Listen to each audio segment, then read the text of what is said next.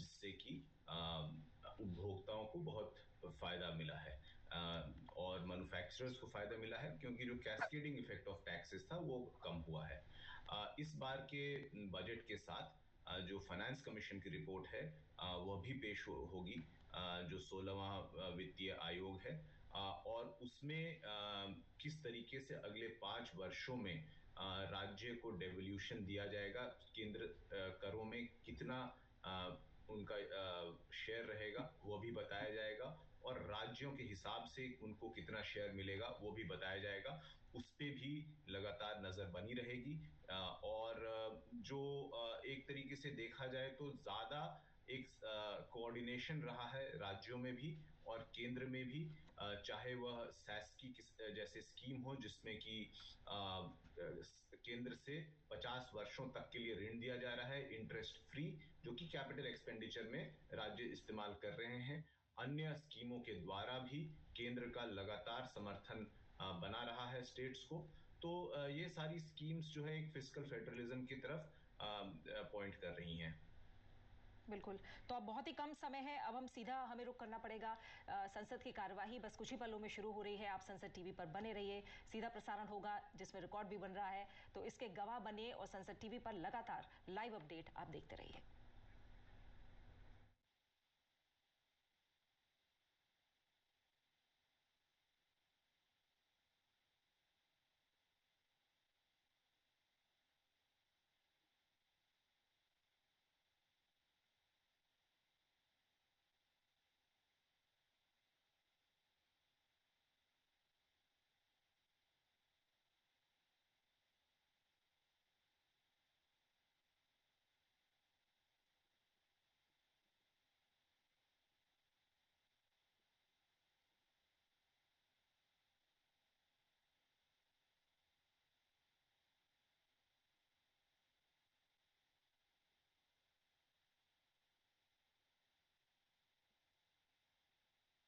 Vasamanglam Sadhu Sadhu, or these are the greatest gods and gods of all time, Pachivachi scenes from all friends.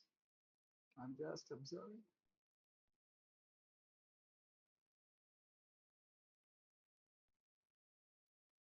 Something else.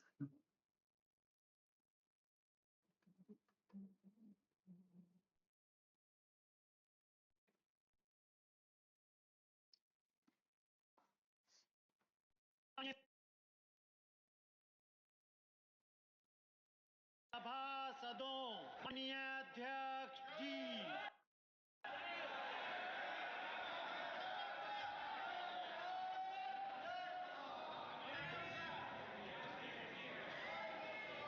Item number 1, माननीय वित्त मंत्री Shrimati Nirmala Sitharaman ji.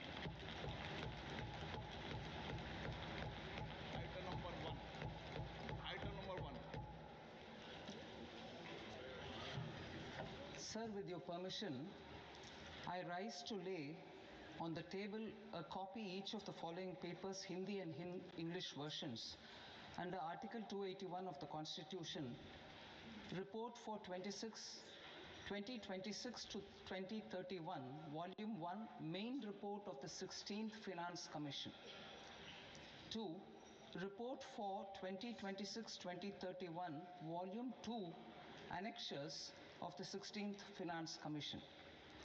Number 3, explanatory memorandum as to the action taken on the recommendations contained in the above report. Item number 2, माननीय वित्त मंत्री Nirmala Sitharaman ji.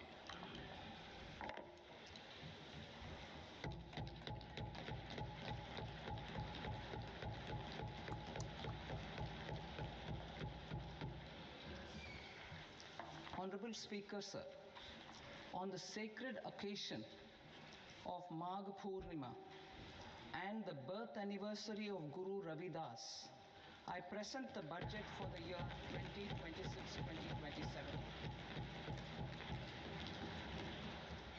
Since we assumed office 12 years ago, India's economic trajectory has been marked by stability, fiscal discipline, sustained growth, and moderate inflation. This is the result of conscious choices we have made, even in times heightened uncertainty and disruption. Our government, led by Honorable Prime Minister Modi, has decisively and consistently chosen action over ambivalence, reform over rhetoric, and people over populism. We have pursued far-reaching structural reforms, fiscal prudence and monetary stability, whilst maintaining a strong thrust on public investment. Keeping Atmanirbharta as a lodestar, we have built domestic manufacturing capacity, energy security, and reduced critical import dependencies. Simultaneously, we have ensured that citizens benefit from every action of the government, undertaking reforms to support employment generation, agricultural productivity, household purchasing power, and universal services to people. These measures have delivered a high growth rate of around 7% and helped us make substantial strides in poverty reduction and improvement in the lives of our people. Today, we face an external environment in which trade and multilateralism are impaired and access to resources and supply chains are disrupted. New technologies are transforming production systems while sharply increasing demands on water, energy, and critical minerals. India will continue to take confident steps towards Viksit Bharat, balancing ambition with inclusion. As a growing economy with expanding trade and capital needs, India must also remain deeply integrated with global markets, exporting more and attracting stable long-term investment. As I begin Part A, I want to express my gratitude to the people for standing firmly with us as we forge our way together towards becoming one of the largest economies of the world.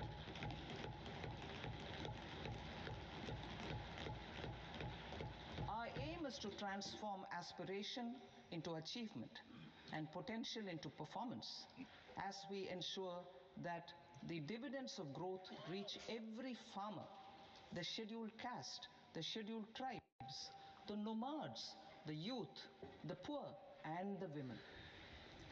In Viksit Bharat Young Leaders Dialogue 2026, several innovative ideas were shared with our Prime Minister, which have inspired many of the proposals, making this a unique Yuva Shakti-driven budget. Our government's sankalp is to focus on our poor, underprivileged, and the disadvantaged. To deliver on this sankalp, and given that this is the first budget prepared in Kartavya Bhavan, we are inspired by three Kartavya. Our first Kartavya is to accelerate and sustain economic growth by enhancing productivity and competitiveness and building resilience to volatile global dynamics. Our second Kartavya is to fulfill aspirations of our people and build their capacity, making them strong partners in India's path to prosperity. Our third Kartavya, aligned with our vision of Sabka Saath, Sabka Vikas, is to ensure that every family, community, region, and sector has access to resources, amenities, and opportunities for meaningful participation. This threefold approach requires a supportive ecosystem. The first requirement is to sustain the momentum of structural reforms, continuous, adaptive, and forward-looking. Second, a robust and resilient financial sector is central to mobilizing savings, allocating capital efficiently, and managing risks.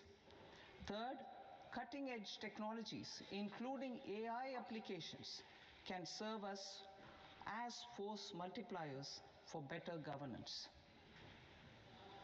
Reform Express. Our government has undertaken comprehensive reforms towards creating employment, boosting productivity, and accelerating growth. After the Prime Minister's announcement on Independence Day in 2025, over 350 reforms have been rolled out.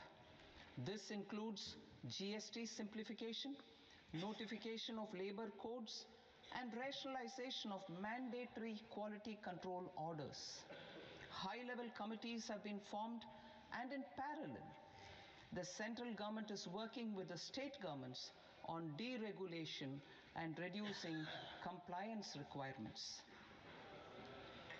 The Reform Express is well on its way and will maintain its momentum to help us fulfill our kartavya. I now move to specific proposals. Under our first kartavya, to accelerate and sustain economic growth, I propose interventions in 6 areas. 1. Scaling up manufacturing in 7 strategic and frontier sectors. 2. Rejuvenating legacy industrial sectors. 3. Creating champion MSMEs. 4. Delivering a powerful push for infrastructure. 5. Ensuring long-term security and stability. And 6. Developing city economic regions. Scaling up of manufacturing in 7 strategic and frontier sectors. Biopharma Shakti, meaning biopharma strategy for health advancement through knowledge, technology, and innovation.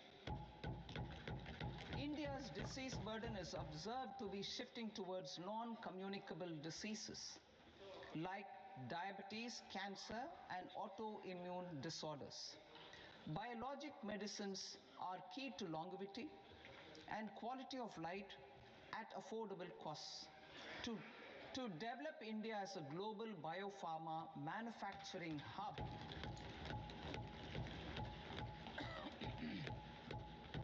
I propose the Biopharma Shakti with an outlay of 10,000 crores over the next 5 years. This will build the ecosystem for domestic production of biologics and biosimilars. The strategy will include a biopharma-focused network with 3 new national institutes of pharmaceutical education and research, popularly known as NIPERS, and upgrading 7 existing ones. It will also create a network of 1,000 accredited India clinical trials sites. We propose to strengthen the Central Drug Standard Control Organization to meet global standards and approve timeframes through and approval timeframes through a dedicated scientific review cadre and specialists.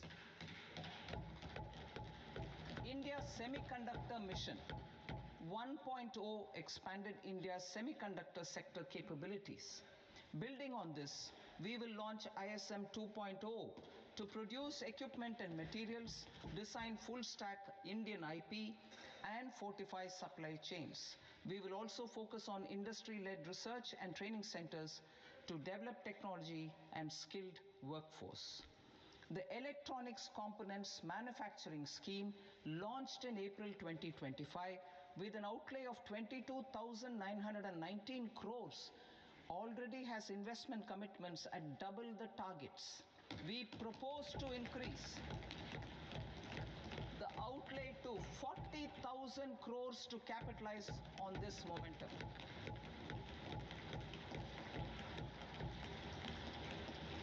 A scheme for rare earth permanent magnets was launched in 2025 November. We now propose to support the mineral-rich states of Odisha, Kerala, Andhra Pradesh, and Tamil Nadu to establish dedicated rare earth corridors to promote mining processing, research, and manufacturing. To enhance domestic chemical production and reduction import dependency and reduce import dependency, we will launch a scheme to support states in establishing 3 dedicated chemical parks through challenge route on a cluster-based plug-and-play model.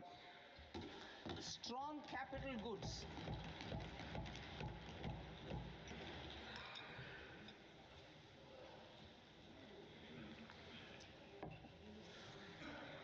Strong capital goods capability is a determinant of productivity and quality across different sectors. Towards building this capacity, I propose the following. High-tech tool rooms will be established by central public sector enterprises at 2 locations as digitally enabled automated service bureaus that locally design, test, and manufacture high-precision components at scale and at lower cost. 2. A scheme for enhancement of construction and infrastructure equipments will be introduced to strengthen domestic manufacturing of high value and technologically advanced CIE. This can range from lifts in a multi-storied apartment or firefighting equipment in multiplexes, large or small, and to tunnel boring equipments for building metros and high-altitude roads.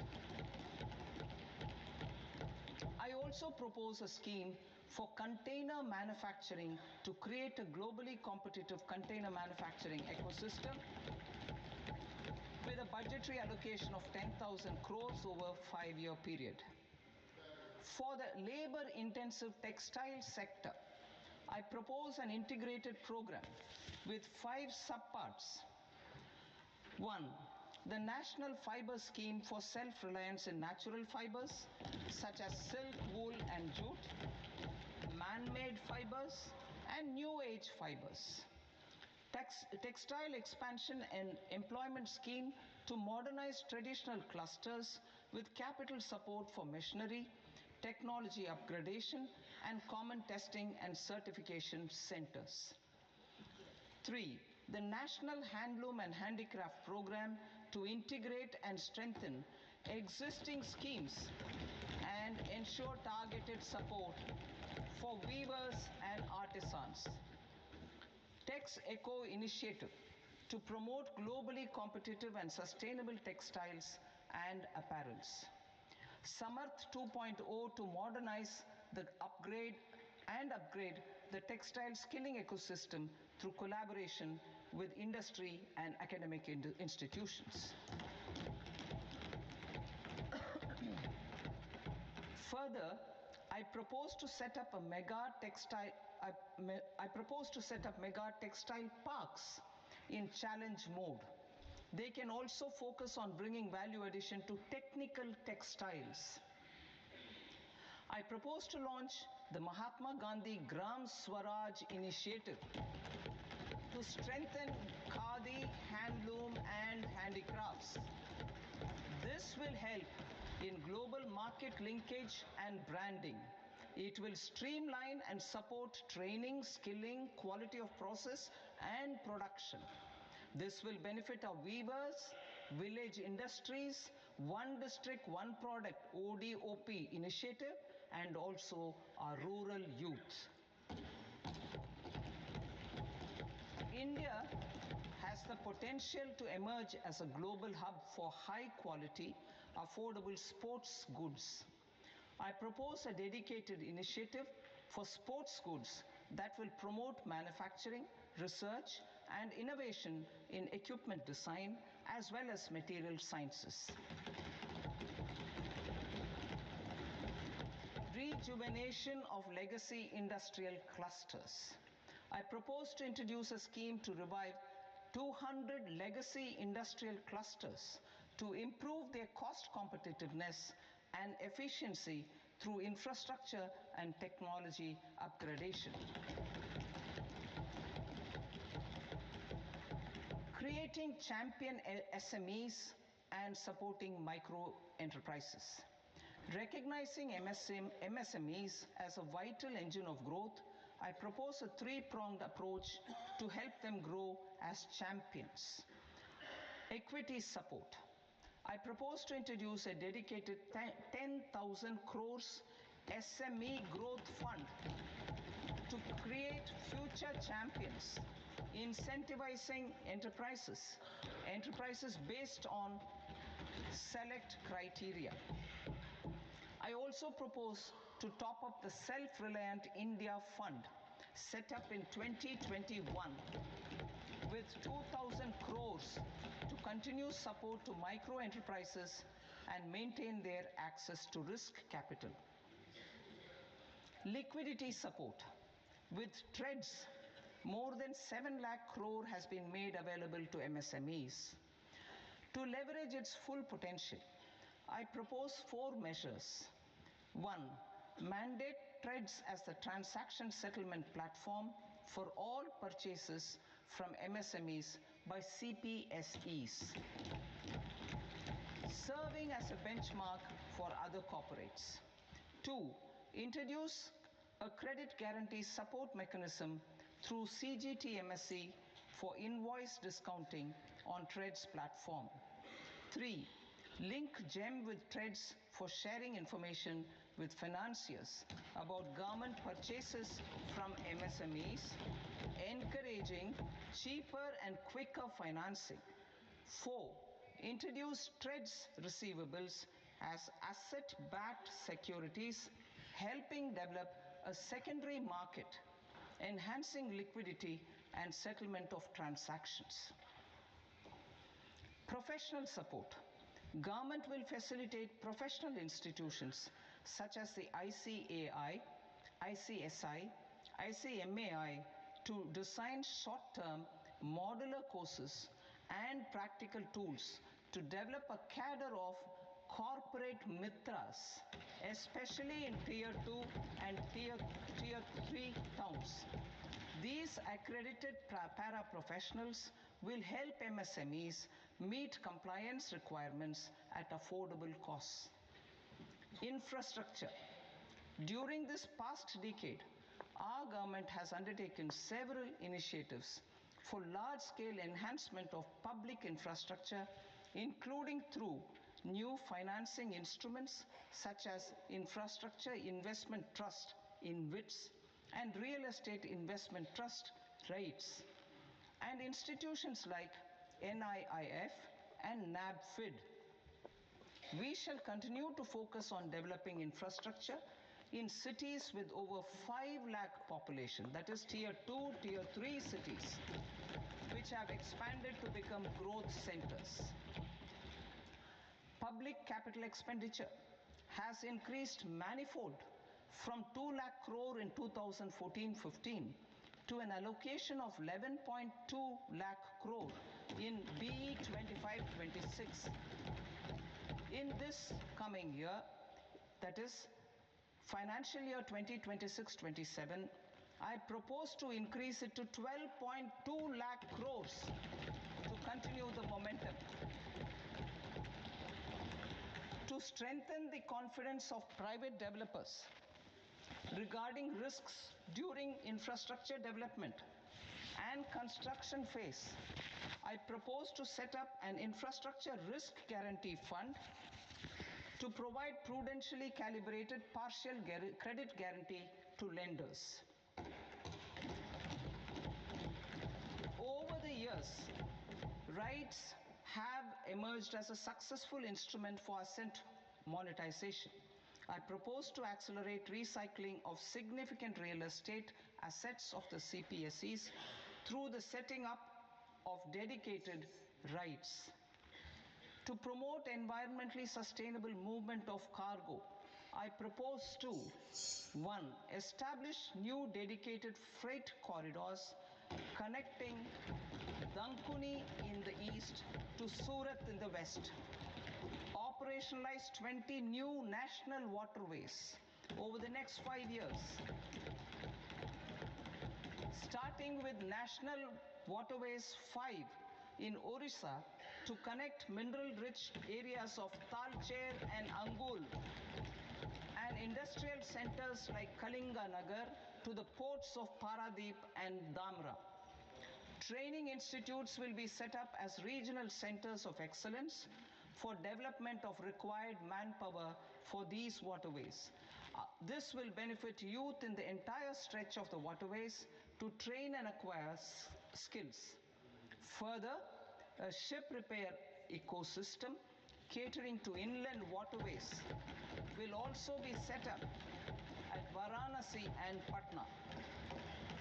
And C, launch a coastal cargo promotion scheme for incentivizing a modal shift from rail to road to increase the share of inland waterways and coastal shipping from 6% to 12% by 2047.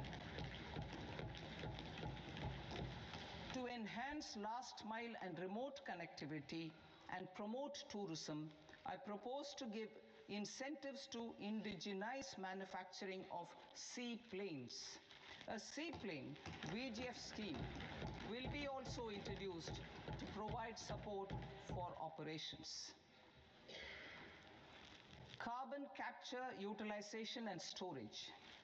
Aligning with the roadmap launched in December 2025, the carbon capture, utilization and storage technologies at scale will achieve higher readiness and in end-use application across 5 industrial sectors, including power, steel, cement, refineries, and chemicals. An outlay of 20,000 crore is proposed over the next 5 years for this purpose. City economic regions. Cities are India's engines of growth, innovation, and opportunities.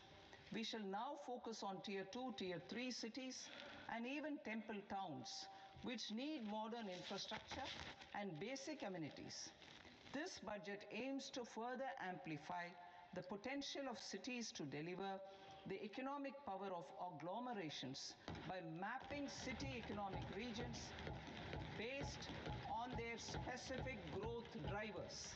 An allocation of 5,000 crore per CER over 5 years is proposed for implementing their plans through a challenge mode with a reform cum result based financing mechanism. In order to promote environmentally sustainable passenger systems, we will develop 7 high-speed rail corridors between cities as growth connectors, namely Mumbai to Pune, Pune to Hyderabad, Hyderabad to Bengaluru, Hyderabad to Chennai, Chennai to Bengaluru, Delhi to Varanasi, Varanasi to Siliguri.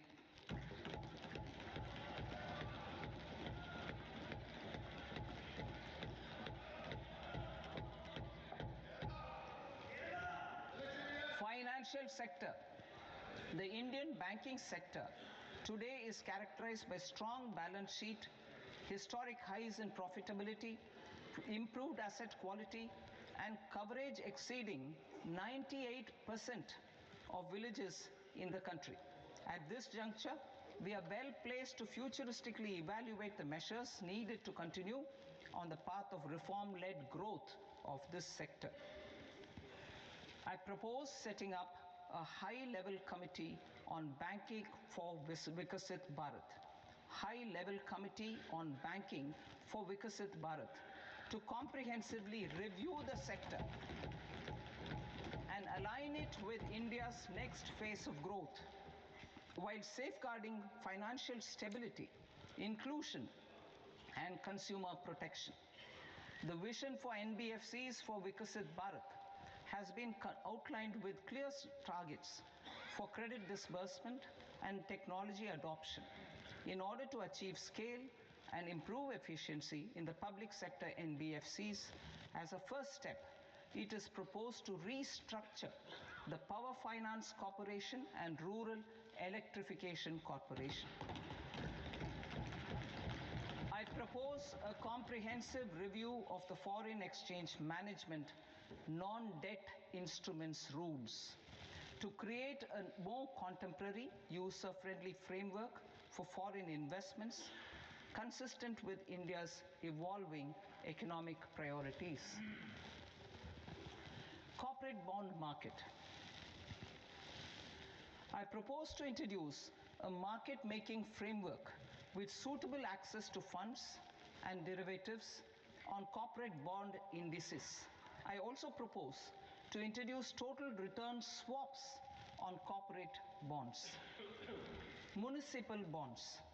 To encourage the issuance of municipal bonds of higher value by larger cities, I propose an incentive of 100 crore rupees for a single bond issuance. 100 crore rupees for a single bond issuance of more than 1,000 crore. The current scheme under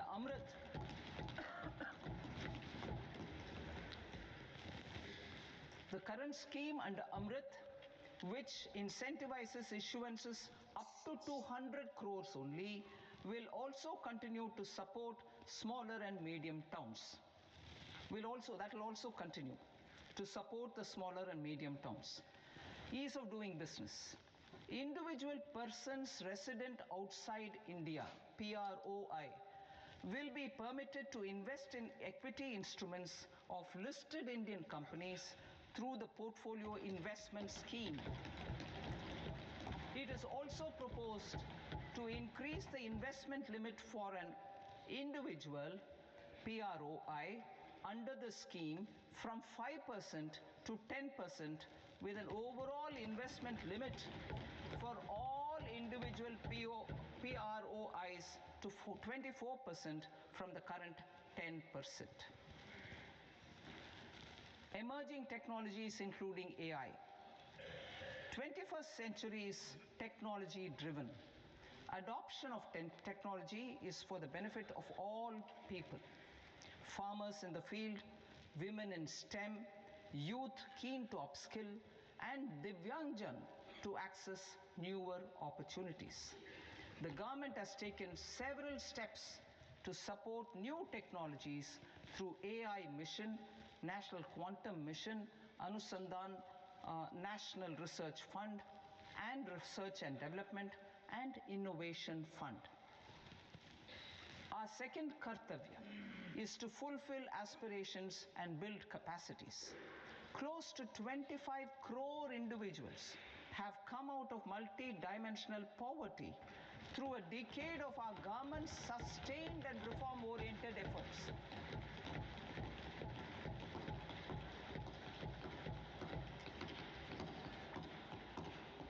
Our government has therefore decided to place a renewed emphasis on the service sector to provide a pathway to fulfilling aspirations of a youthful India with the following measures.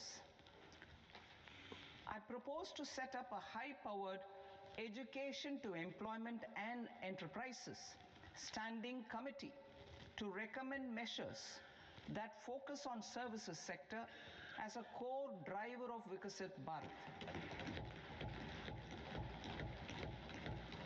This will make us a global leader in services with a 10% global share by 2047. The committee will prioritize areas to optimize the potential for growth, employment, and exports.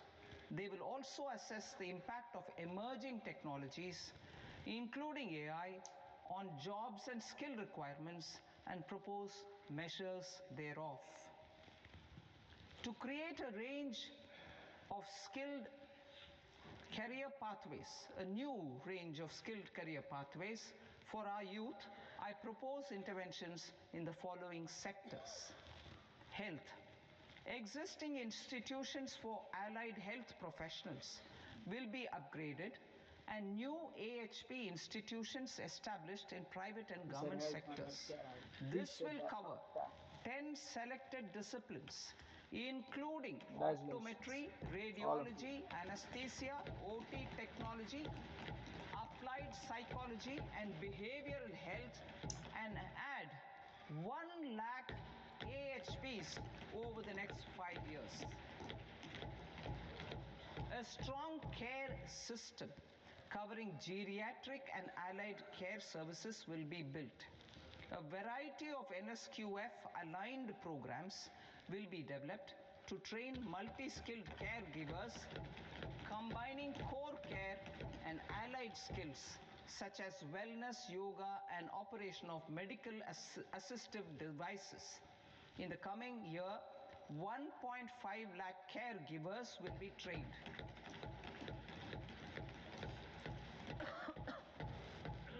Hubs for medical value tourism. To promote India as a hub for medical tourism services, I propose to launch a scheme to support states in establishing 5 regional medical hubs in partnership with the private sector. These hubs will serve as integrated healthcare complexes that combine medical, educational, and research facilities. They will have Ayush centers, medical value tourism facilitation centers, and infrastructure for diagnostics, post-care, and rehabilitation. These hubs will provide diverse opportunities, job opportunities for health professionals, including doctors and AHPs. Ancient Indian yoga, already respected in several parts of the world, was given a mass global recognition when Honorable Prime Minister took it to the UN. Post-COVID, Ayurveda gained a similar global acceptance and recognition.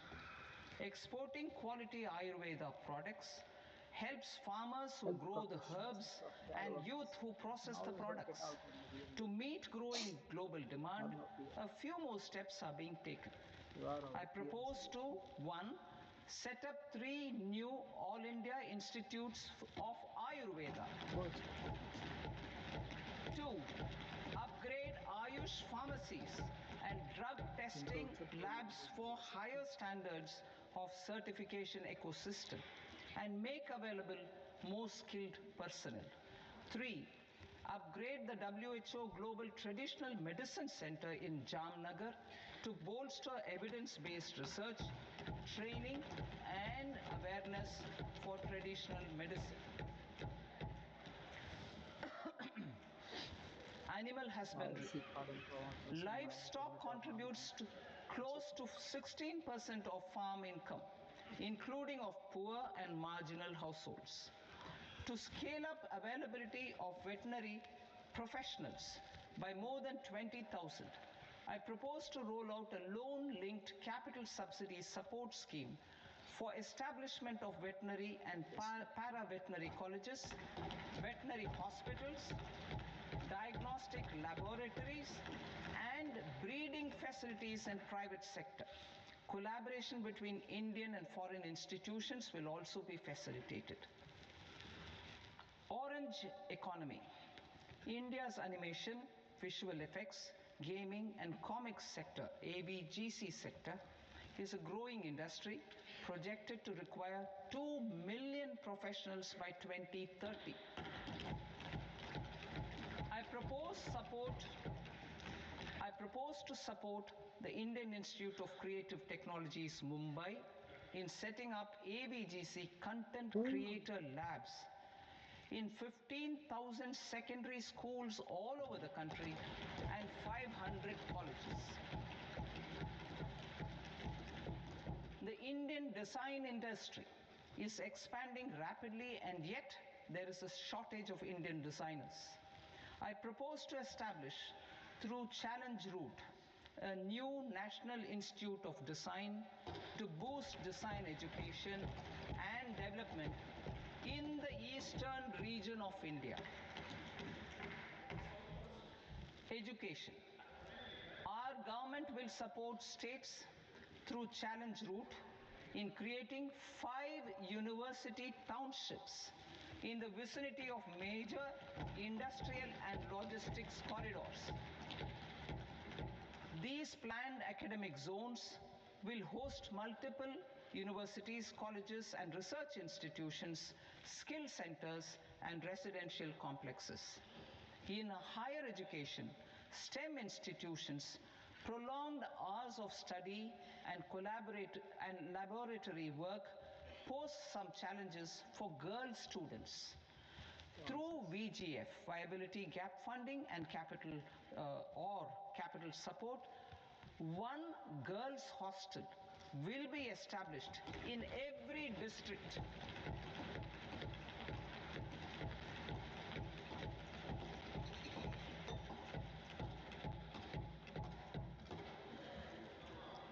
To promote astrophysics and astronomy via immersive experiences. 4 telescope infrastructure facilities will be set up or upgraded. The National Large Solar Telescope, the National Large Optical Infrared Telescope, the Himalayan Chandra Telescope, and the Cosmos 2 Planetarium. Tourism. The tourism sector has the potential to play a large role in the employment generation, forex earnings, and expanding the local economy. I propose to set up a National Institute of Hospitality by upgrading the existing National Council for Hotel Management and Catering Technology. It will function as a bridge between academia, industry, and government. I also propose a pilot scheme for upskilling 10,000 guides in 20 iconic tourist sites through a standardized, high-quality, 12-week training course in hybrid mode in collaboration with the Indian Institute of Management.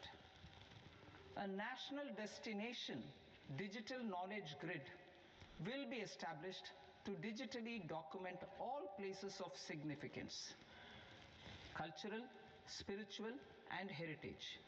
This initiative will create a new ecosystem of jobs for local researchers, historians, content creators, and technology partners. India has the potential and opportunity to offer world-class trekking and hiking experience. We will develop ecologically sustainable mountain trails in Himachal Pradesh, Uttarakhand, and Jammu Kashmir. Also in Araku Valley in the Eastern Ghats and Podigai Malai in the Western Ghats. Turtle trails along key nesting sites in the coastal areas of Odisha, Karnataka, and Kerala. And 3 bird watching trails along the Pulikat Lake in Andhra Pradesh, Tamil Nadu. It's on the border. Under the visionary leadership of Honorable Prime Minister, we established the International Big Cat Alliance in 2024. This year, India is hosting the first ever Global Big Cat Summit, where heads of governments and ministers from 95 range countries will deliberate on collective strategies for conservation. Heritage and culture tourism. I propose to develop 15 archaeological sites, including Lothal, Dholavira, Rakhi Gadi, Adichanallur, Saranath, Hastinapur, and Leh Palace into vibrant experiential cultural destinations. Excavated landscapes will be open to the public through curated walkways. Immersive storytelling skills and technologies will be introduced to help conservation labs, interpretation centers, and guides. The sports sector provides multiple means of employment, skilling, and job opportunities.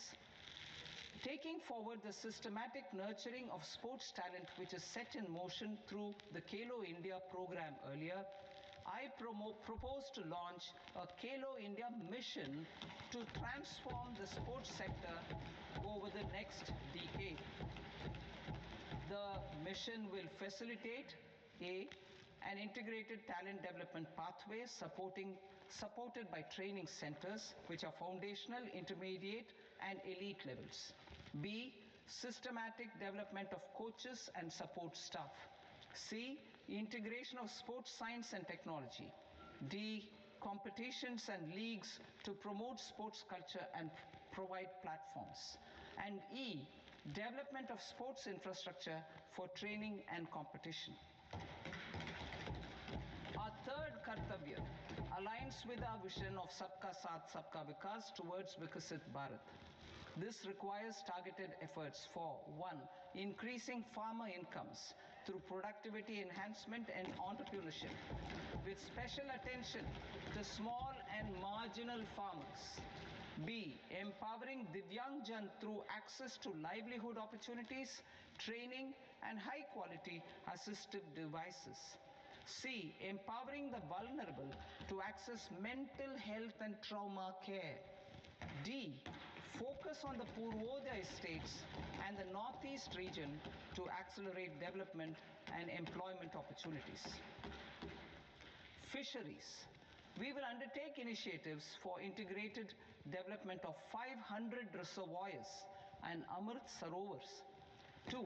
Strengthen the fisheries value chain in coastal areas and enable market linkages involving startups and women-led groups together with fish farmer producer organizations. Animal husbandry. To provide quality employment opportunities in rural and peri-urban areas, we will support the animal husbandry sector in entrepreneurship development through A credit-linked subsidy program, B, scaling up and modernization of livestock enterprises, C, enhanced creation of livestock, dairy, and poultry,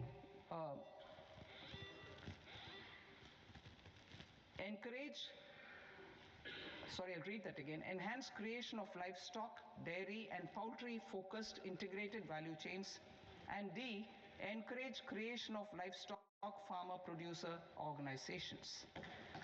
High-value agriculture.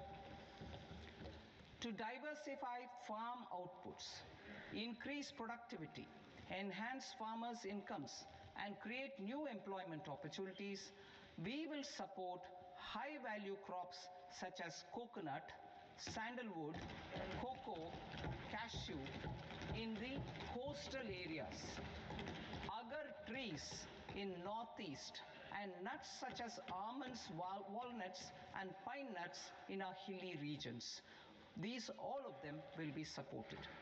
India is the world's largest producer of coconuts. About 30 million people, including nearly 10 million farmers, depend on coconuts for their livelihood. To further enhance competitiveness in coconut production, I propose a coconut promotion scheme to increase production and enhance productivity through various interventions, including replacing and non-productive trees with new saplings or plants or varieties in major coconut growing states. A dedicated program is proposed for Indian cashew and cocoa to make India self-reliant in raw cashew and coconut production and processing, enhance export competitiveness, and transform Indian cashew and Indian cocoa into premium global brands by 2030. Sandalwood. Sandalwood is closely linked to India's social and cultural heritage. Our government will partner with state governments to promote focused cultivation and post-harvest processing to restore the glory of the Indian sandalwood ecosystem, to rejuvenate old, low-yielding orchards, and expand high-density cultivation of walnuts, almonds, and pine nuts. We will support a dedicated program to enhance farmer incomes and in bringing value addition by engaging youth. Bharat Vistar, that is virtually integrated system to access agricultural resources. I propose to launch Bharat Vistar, a multilingual AI tool that shall integrate the AgriStack portals and the ICAR package on agricultural practices with AI systems. This will enhance farm productivity, enable better decisions for farmers, and reduce risk by providing customized advisory support. She Marts for rural women-led enterprises. Building on the success of Lakpati Didi program, I propose to help women take the next step from credit-linked livelihoods to being owners of enterprises. Self-help entrepreneur, She Marts will be set up as community-owned retail outlets within the cluster-level federations through enhanced and innovative financing instruments. Empowering Divyangjan. Divyangjan Kaushal Yojana. Information technology, AVGC sectors, hospitality and food and beverages sectors often offer task-oriented and process-driven roles which are suitable for Divyangjan.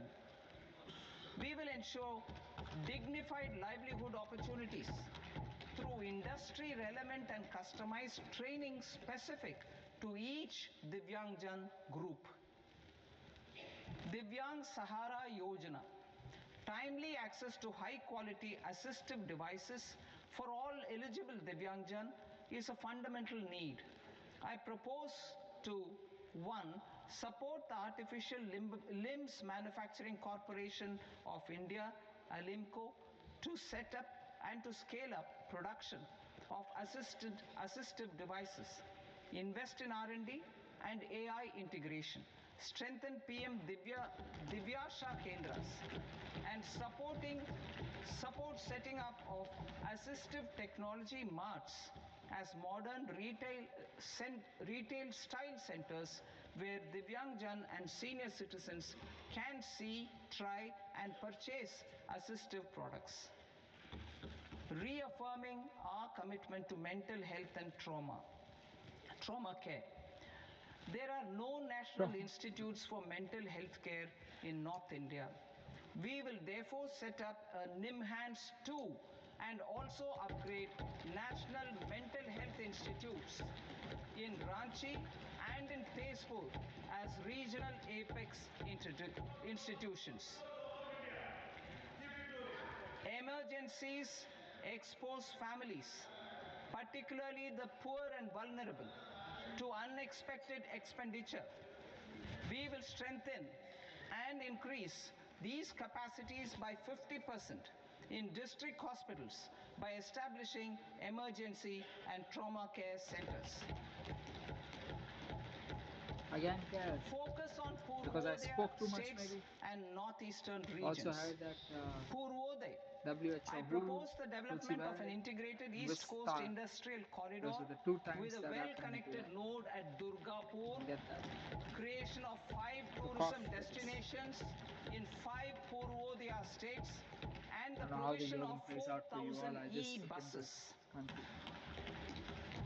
Buddhist sites in northeastern region. The northeastern region is a civilizational confluence of Theravada and Mahayana or Vajrayana traditions. I propose to launch a scheme for development of Buddhist circuits in Arunachal Pradesh, Sikkim, Assam, Manipur, Mizoram and Tripura. The scheme will cover preservation of temples and monasteries, pilgrimage interpretation centers, connectivity and pilgrim amenities. 16th Finance Commission. On 17th November 2025, milk, the 16th Finance Commission submitted its report to the President.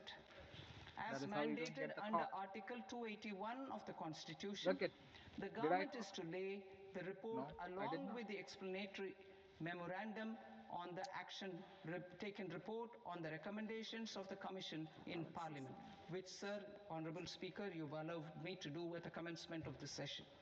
The government has accepted the recommendation of the Commission to retain the vertical share of devolution at 41%. As recommended by by the Commission, I have provided 1.4 lakh crores of rupees to the states for the year 2026-2027 as Finance Commission grants. These include rural and urban local body and disaster management grants. Fiscal consolidation. Government has been delivering on our fiscal commitments consistently without compromising on social needs. To strive towards accepted standards of fiscal management in Budget 25-26, I had indicated that the central government would target reaching a debt to GDP ratio of 50 plus or minus 1% by 2030-31. In line with this, the debt to GDP ratio is estimated to be 55.6% of GDP in BE 26-27, compared to 56.1% of GDP in RE 25-26. A declining debt to GDP ratio will gradually free up resources for priority sector lending and expenditure by reducing the outgo on interest payments. One of the main operational instruments for debt targeting is the fiscal deficit. I am happy to inform this august House that I fulfilled my commitment made in 2021-2022 to reduce fiscal deficit below 4.5% of GDP by 25-26. In RE 25-26, the fiscal deficit has been estimated at par with BE of 2025-26 at 4.4% of GDP. In line with the new fiscal prudence path of debt consolidation, the fiscal deficit in BE 26-27 is estimated to be 4.3% of the GDP.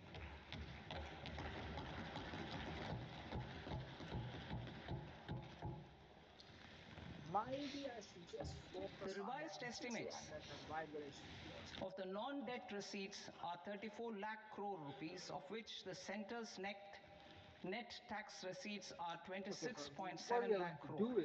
The revised estimate of the total expenditure is 49.6 lakh crore rupees, of which the capital expenditure is about 11 lakh crores. You can do it later on. Budget estimates 2026 to 2027. Coming to 26-27, the non-debt receipts and the total expenditure are estimated as 36.5 lakh crore and 53.5 lakh crore respectively. The centre's net tax receipts are estimated at 28.7 lakh crore rupees. To finance the fiscal deficit, the net market borrowings from dated securities are estimated at 11.7 lakh crore rupees. The balance financing is expected to come from small savings and other sources. The gross market borrowings are estimated at 17.2 lakh crore rupees. I'll now move to Part B. Part B, direct taxes.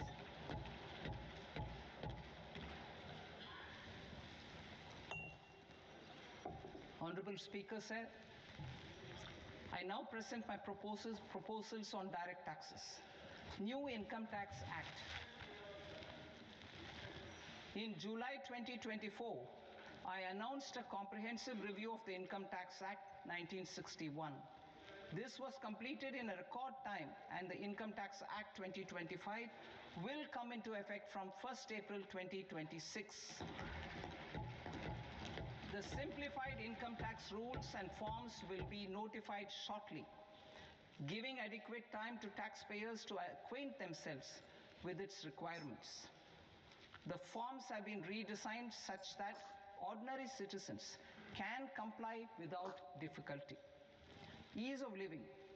I propose that any interest awarded by the Motor Accident Claims Tribunal to a natural person will be exempt from income tax, and any TDS on this account will be done away with.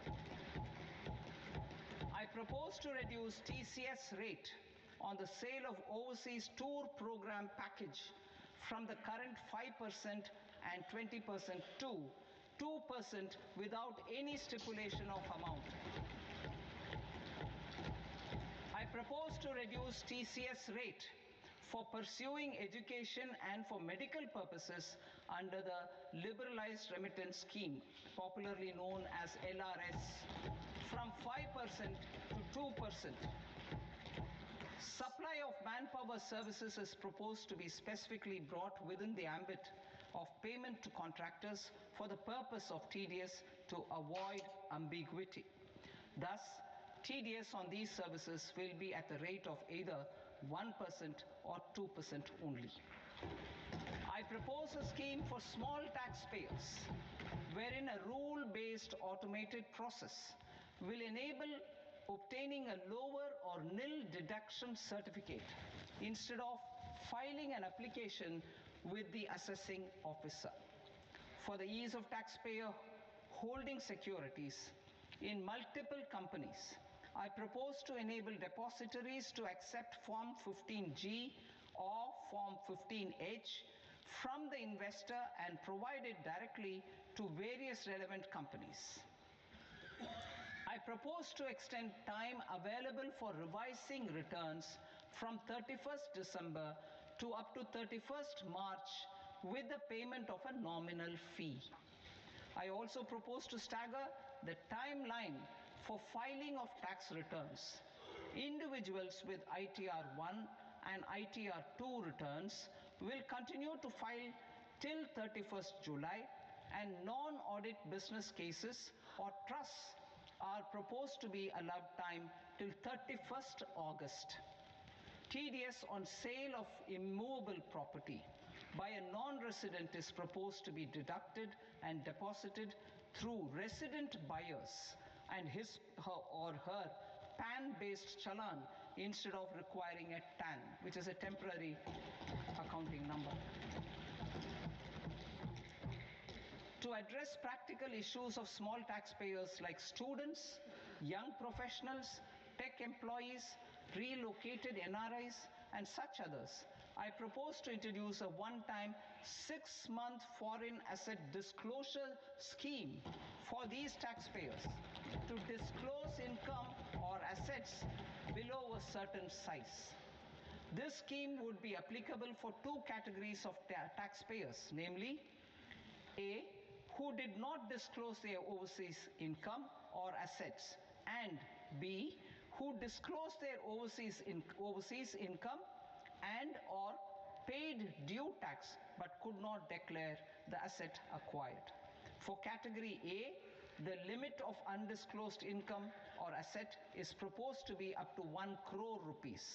They need to pay 30% of fair market value of asset or 30% of undisclosed income as tax and 30% as additional income tax in lieu of penalty, and would thereby get immunity from prosecution. For category B, asset value is proposed to be up to 5 crore rupees. Here, immunity from both penalty and prosecution will be available with a payment of fee of 1 lakh rupees. Rationalizing penalty and prosecution. Multiplicity of proceedings are hindrance to the ease of doing business. I propose to integrate assessment and penalty proceedings by way of a common order for both. There will be no interest liability on the taxpayer on the penalty amount for the period of appeal before the first appellate authority, irrespective of the outcome of appeal process. Further, quantum of prepayment is being reduced from 20% to 10% and will continue to be calculated only on core tax demand. As an additional measure for reducing litigation, I propose to allow taxpayers to update their returns even after reassessment proceedings have been initiated, and an additional 10% tax rate over and above the rate applicable for the relevant year. The assessing officer will then use only this updated return in his proceedings. There is already a framework for immunity from penalty and prosecution in the cases of underreporting. I propose to apply this framework for immunity to misreporting too. However, in such a case, the taxpayer will need to pay 100% of the tax amount as an additional income tax over and above the tax and interest due. Penalties for certain technical defaults, such as failure to get accounts audited, non-furnishing of transfer pricing audit report, and default in furnishing statement for financial transactions are proposed to be converted into fee.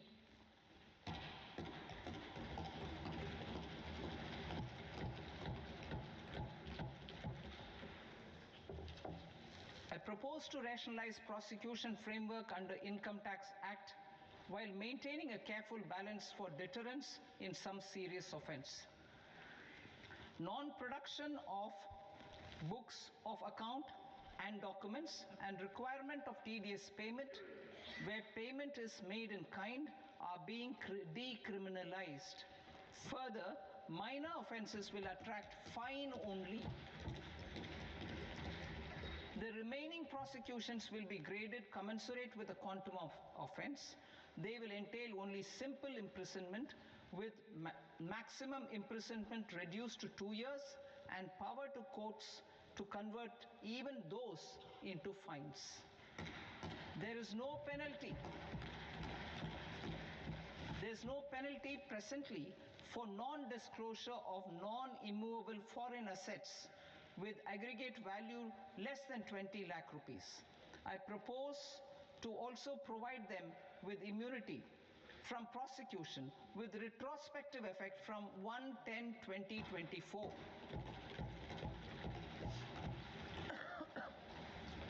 Cooperatives. Deduction is already allowed to a primary cooperative society engaged in supplying milk, oilseeds, fruits or vegetables raised or grown by its members. I propose to extend this deduction to also include supply of cattle feed and cotton seed produced by its members.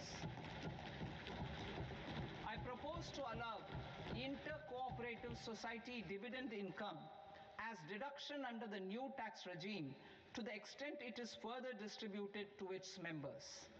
I further propose to allow exemption for a period of 3 years to dividend income received by a notified national cooperative federation on their investments made in companies up to 31/1/2026. This exemption would be allowed only for dividends further distributed to its member cooperatives. Supporting IT sector as India's growth engine. India is a global leader in software development services, IT-enabled services, knowledge process outsourcing services, and contract R&D services relating to software development. These businesses and their segments are quite interconnected with each other. All these services are proposed to be clubbed under a single category of information technology services with a common safe harbor margin of 15.5% applicable to all. The threshold for availing safe harbor for IT services is being enhanced substantially from 300 crore rupees to 2,000 crore rupees. Safe harbor for IT services shall be approved by an automated rule-driven process without any need for tax officer to examine and accept the application. Once applied by an IT services company, the same safe harbor can be continued for a period of 5 years at a stretch at its choice. For IT services companies who want to conclude advanced pricing agreement, APA, I propose to fast-track unilateral APA process for IT services and endeavor to conclude it within a period of 2 years. The period of 2 years can be extended by a further period of 6 months on taxpayers' request. I propose to extend the facility of modified returns available to the entity entering APA to its associated entities also. Attracting global business and investment. recognizing the need to enable critical infrastructure and boost investment in data centers, I propose to provide tax holiday till 2047 to any foreign company that provides cloud services to customers globally by using data center services from India. It will, however, need to provide services to Indian customers through an Indian reseller entity. I also propose to provide a safe harbor of 15% on cost in case the company providing data center services from India is a related entity. To harness the efficiency of just-in-time logistics for electronic manufacturing, I propose to provide safe harbor to non-residents for component warehousing in a bonded warehouse at a profit margin of 2% of the invoice value. The resultant tax of about 0.7% will be much lower than in competing jurisdictions. To provide fillip to toll manufacturing in India, I propose to provide exemption from income tax for 5 years to any non-resident who provides capital goods, equipment, or tooling to any toll manufacturer in a bonded zone. To encourage vast pool of global talent to work in India for a longer period of time, I propose to provide exemption to global, non-India sourced income of a non-resident expert for a stay period of 5 years under notified schemes. I propose to provide exemption from minimum alternate tax, the MAT, to all non-residents who pay tax on presumptive basis. Tax administration. I propose to constitute a joint committee of Ministry of Corporate Affairs and Central Board of Direct Taxes for incorporating the requirements of income computation and disclosure standards, the ICDS, in the Indian Accounting Standards, IND AS itself. Separate accounting requirement based on ICDS will be done away with from the tax year 27-28. To support Prime Minister Modi's vision of homegrown accounting and advisory firms to become global leaders, I propose to rationalize the definition of accountant for the purposes of safe harbor rules. Other tax proposals. Change in taxation of buyback was brought in to address the improper use of buyback route by promoters. In the interest of minority shareholders, I propose to tax buyback for all types of shareholders as capital gains. However, to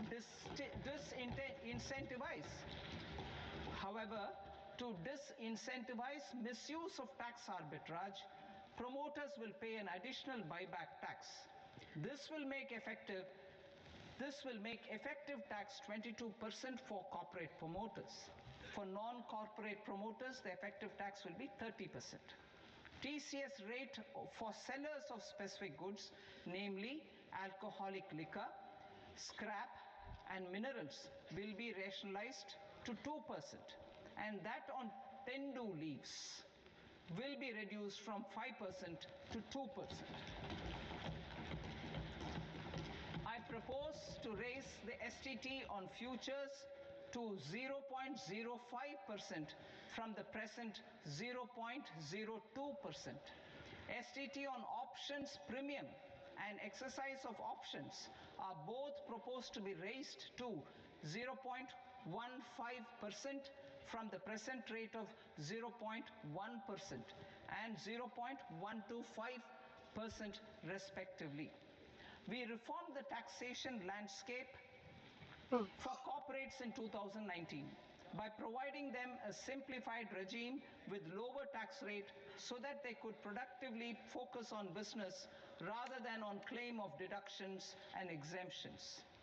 To encourage companies to shift to the new regime, set off of brought forward MAT credit, minimum alternate tax credit, is proposed to be allowed to companies only in the new regime.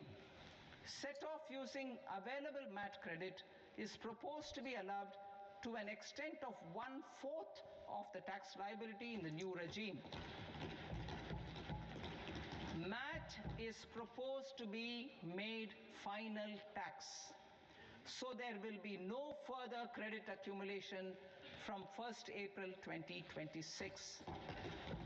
In line with this change, the rate of final tax is being reduced to 14% from the current MAT rate of 15%. The brought forward MAT credit of taxpayers accumulated till 30th March 2026 will continue to be available to them for set off as above. Indirect taxes. I shall now take up proposals related to indirect taxes. My proposals for customs and central excise aim to further simplify the tariff structure, support domestic manufacturing, promote export competitiveness, and correct inversion in duty. To continue weeding out long continuing customs duty exemptions, I propose to remove certain exemptions on items which are being manufactured in India or where the imports are negligible. Similarly, to further simplify the process of ascertaining the rate of duty applicable on a particular item, I propose to incorporate certain effective rates in various customs notifications to the tariff schedule itself. I shall now take up sector-specific proposals. Promotion of exports of marine, leather, and textile products. I propose to increase the limit for duty-free imports of specified inputs used for processing seafoods for export from the current 1% to 3% of FOB value of the previous year's export turnover. I also propose to allow duty-free imports of specified inputs, which is currently available for exports of leather or synthetic footwear, to exports of shoe uppers as well. I propose to extend the time period for export of final product from the existing 6 months to 1 year for exporters of leather or textile garments, leather or synthetic footwear, and other leather products. Energy transition and security. I propose to extend the basic customs duty exemption given to capital goods used for manufacturing lithium-ion cells for batteries to those used for manufacturing lithium-ion cells for battery energy storage systems also. I propose to exempt basic customs duty on import of sodium antimonate for use in manufacture of solar glass. Nuclear power. I propose to extend the existing basic customs duty exemption on imports of goods required for nuclear power projects till the year 2035 and expand it for all nuclear plants irrespective of their capacity. Critical minerals. It is proposed to provide basic customs duty exemption to the import of capital goods required for the processing of critical minerals in India. Biogas blended CNG. I propose to exclude the entire value of biogas while calculating the central excise duty payable on biogas blended CNG. Civil and defense aviation. I propose to exempt basic customs duty on components and parts required for the manufacture of civilian training and other aircrafts. It is proposed to exempt basic customs duty on raw materials imported for the manufacture of parts of aircraft to be used in maintenance, repair, or overall requirements by units in the defense sector. Electronics. To deepen value addition in the consumer electronics sector, I propose to exempt basic customs duty on specified parts used in the manufacture of microwave ovens. Special economic zone. To address the concerns arising about utilization of capacity by manufacturing units in the special economic zones due to global trade disruptions, I propose as a special one-time measure to facilitate sales by eligible manufacturing units in SEZs to the domestic tariff area at concessional rates of duty. The quantity of such sales will be limited to a prescribed proportion of their exports. Necessary regulatory changes will be undertaken to operationalize the measures while ensuring level playing field for the units working in the DTA. Ease of living. To rationalize the customs duty structure for goods imported for personal use, I propose to reduce the tariff rate on all dutiable goods imported for personal use from 20% to 10%. To provide relief to patients, particularly those suffering from cancer, I propose to exempt basic customs duty on 17 drugs or medicines. I propose also to add 7 more rare diseases for the purposes of exempting import duties on personal imports of drugs, medicines, and food for special medical purposes used in their treatment. Customs process. India's role and share in the global trade is poised for a major leap in line with our ambition and journey towards Viksit Bharat. In this regard, I propose many measures for custom processes to have minimal intervention for smoother and faster movement of goods and greater certainty to the trade. Trust-based systems. I propose to enhance duty deferral period for Tier 2 and Tier 3 authorized economic operators, known as AEOs, from 15 days to 30 days. I propose to provide eligible manufacturer importers the same duty deferral facility. This should encourage them to get themselves accredited as a full-fledged Tier 3 AEO in due course. To provide greater certainty and for better business planning, I propose to extend validity period of advance ruling binding on customs from the present 3 years to 5 years. In the spirit of the whole of government approach,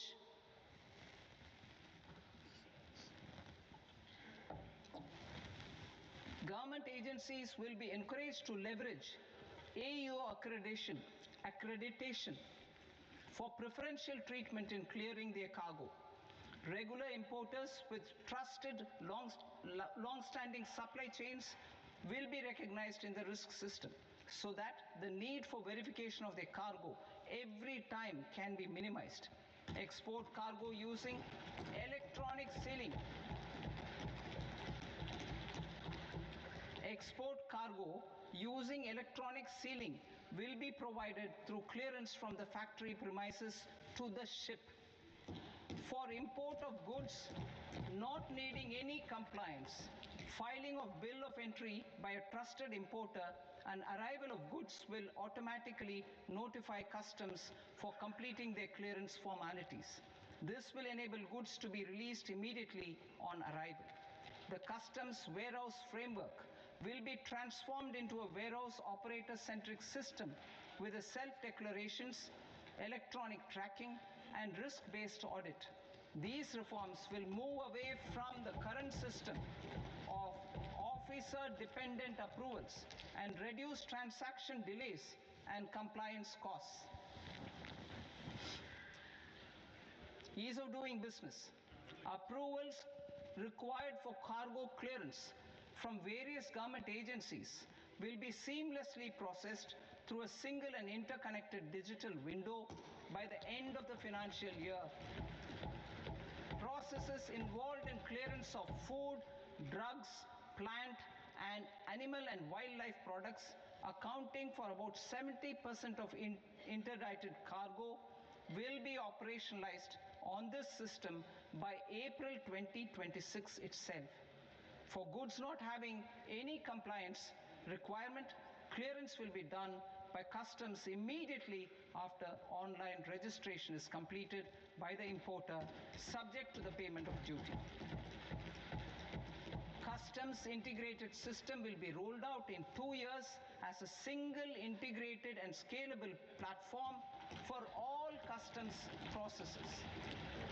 Utilization of non-intrusive scanning with advanced imaging and AI technology for risk assessment will be expanded in a phased manner with the objective to scan every container across all the major ports. New export opportunities to support Indian fishermen to fully harness the economic value of marine resources beyond our territorial waters. The following measures will be taken. A. Fish catch by an Indian fishing vessel in exclusive economic zone or on the high seas will be made free of duty. Landing of such fish on foreign port will be treated as export of goods. Safeguards will be put in place to prevent misuse during fish catch, transit, or transshipment. To support aspirations of India's small businesses, artisans, and startups to access global markets through e-commerce, I am pleased to announce complete removal of the current value cap of 10 lakh rupees per consignment on courier exports.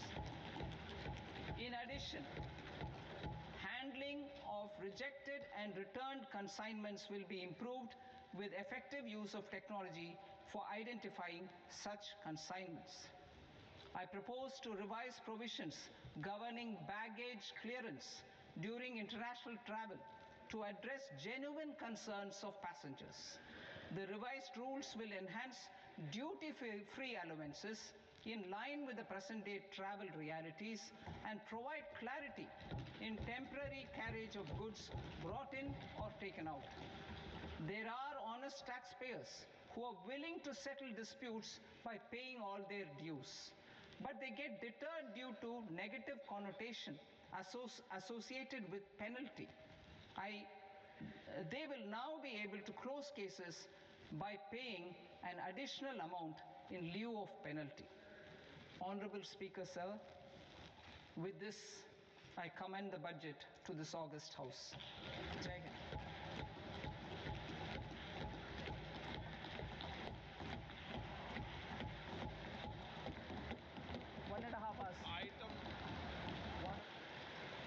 Item number 3 माननीय वित्त मंत्री जी।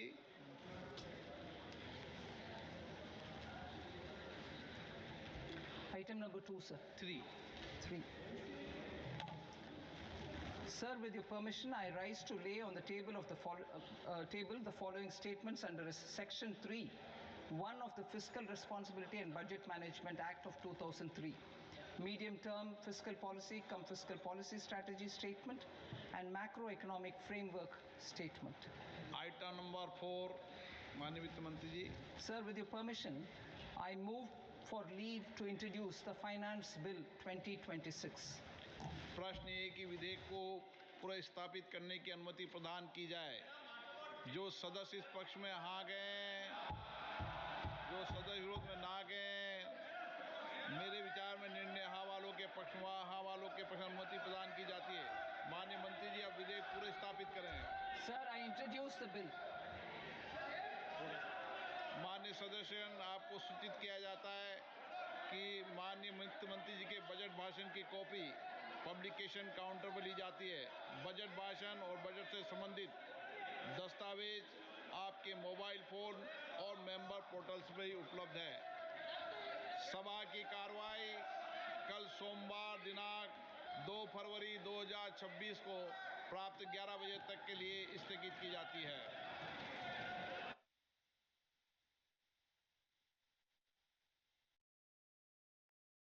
Well said, well spoken. I have realized the yogam on all fronts. When I was writing down the words, whatever words I write down, real time vibrating space time continuum flux with an alpha omega placebo effect. In real time, we have to do it, it's all live. And then, therefore, I have come to realize when you spoke on WHO, when I wrote down Tulsi Bai, and of course, you should not forget who, and then Shubhamu, and then you should also not forget about when you wrote down Vistar. And when you wrote down Vistar, again, one more cough, so two coughs, it was to be healed in the yoga myself. Of course, he was going perfectly with the employment, with the health and everything, to the point that when I started to utter the words, they wanted to say care also. That's all there is to it. I maintain noble silence. The etymology is all perfect. The semantics and phonetics are also perfect. Vasamangam Sahasa Sadhu, all beings are the greatest gods and gods of all time. Pachi Vachi sings on all fronts.